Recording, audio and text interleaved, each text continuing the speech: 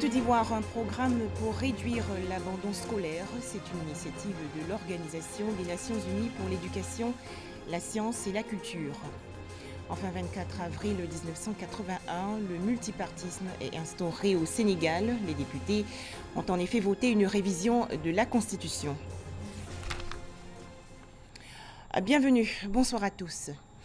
Comment lutter contre l'abandon scolaire en Côte d'Ivoire? Un programme intitulé « Nos droits, nos vies, notre avenir » a été mis en place par l'Organisation des Nations Unies pour l'éducation, la science et la culture. Ce projet veut surtout créer un environnement scolaire sécurisé et maintenir les jeunes filles à l'école. Les explications de Noussangaré et Ami Koulibaly.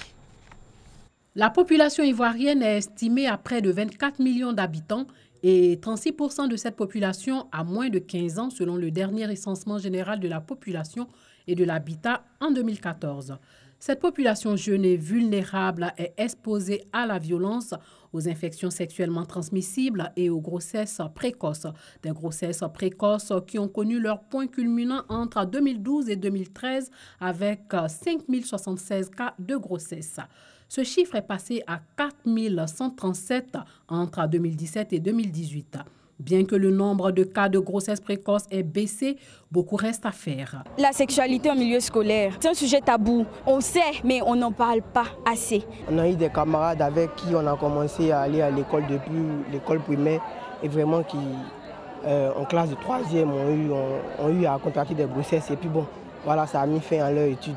Ça touche quand même de voir des personnes comme ça qui avaient envie d'aller loin et la grossesse a freiné leur cursus scolaire.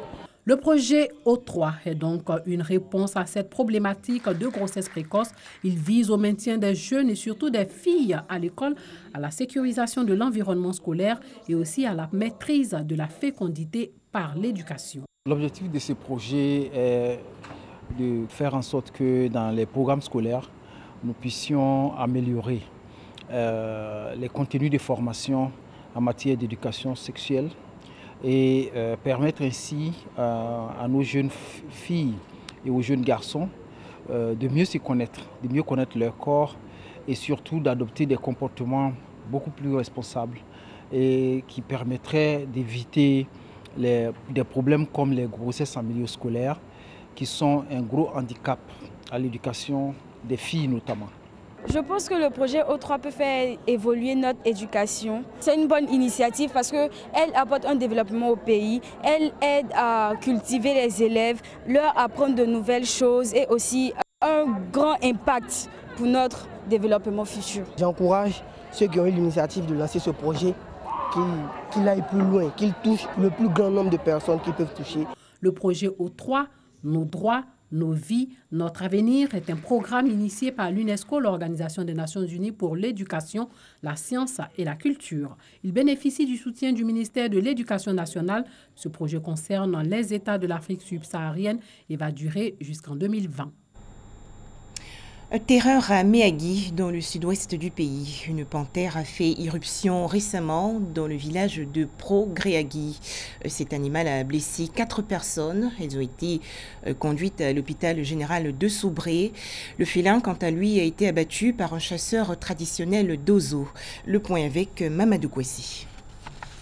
Cet animal couché sur cette photo est une panthère. Elle est à l'origine de l'alarme des populations de Pro-Gréagui, un village de la sous-préfecture de Méagui, au sud-ouest de la Côte d'Ivoire. Le félin avait agressé des planteurs dans leur campement, leur causant de blessures importantes, avant de disparaître dans la forêt.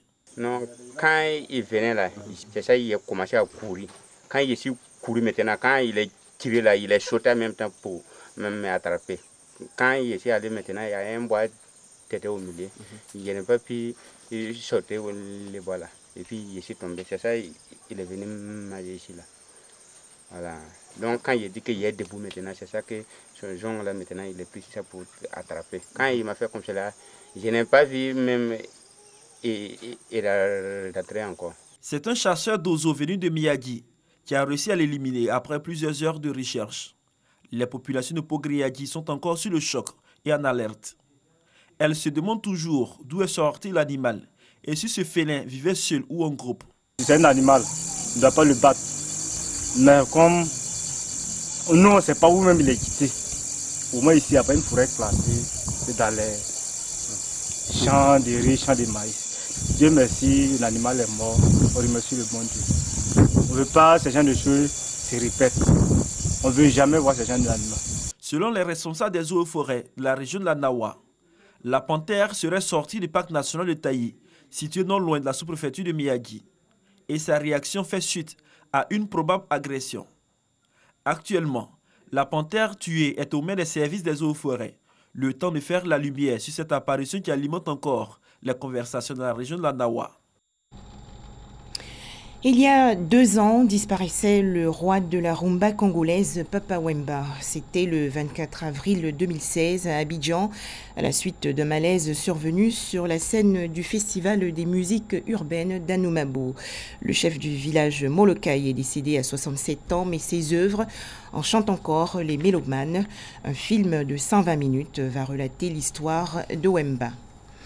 Boko Haram fait rage au Nigeria. 21 personnes, dont 18 bûcherons, ont été tués dans l'explosion d'une mine au passage de leur convoi dans le nord-est du pays. C'était le 22 avril dernier.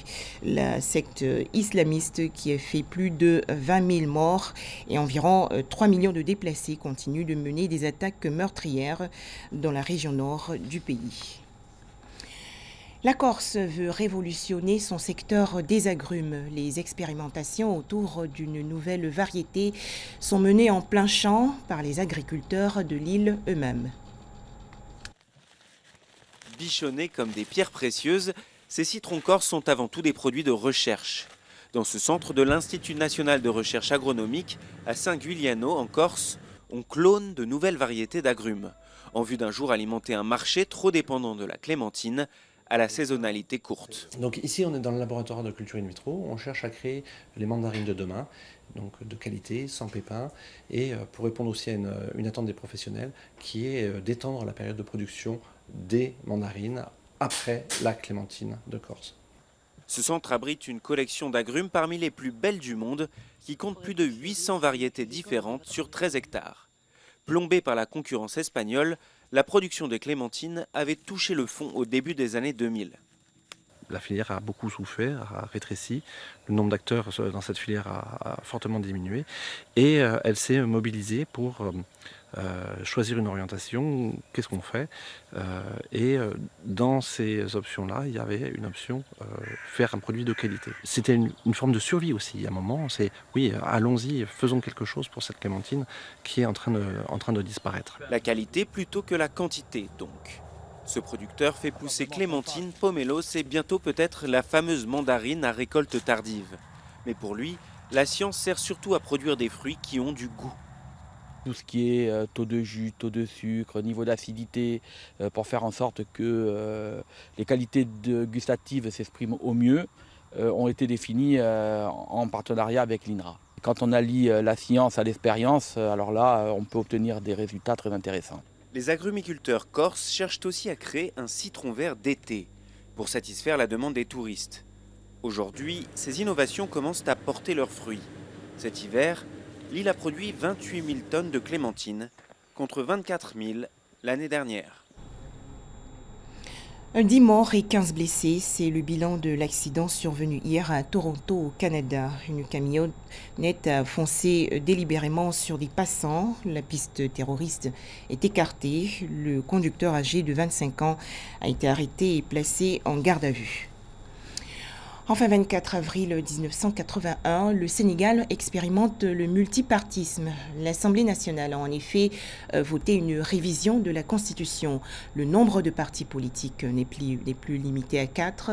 Leurs dénominations ne sont plus imposées. Quelles sont les conséquences de cette libéralisation?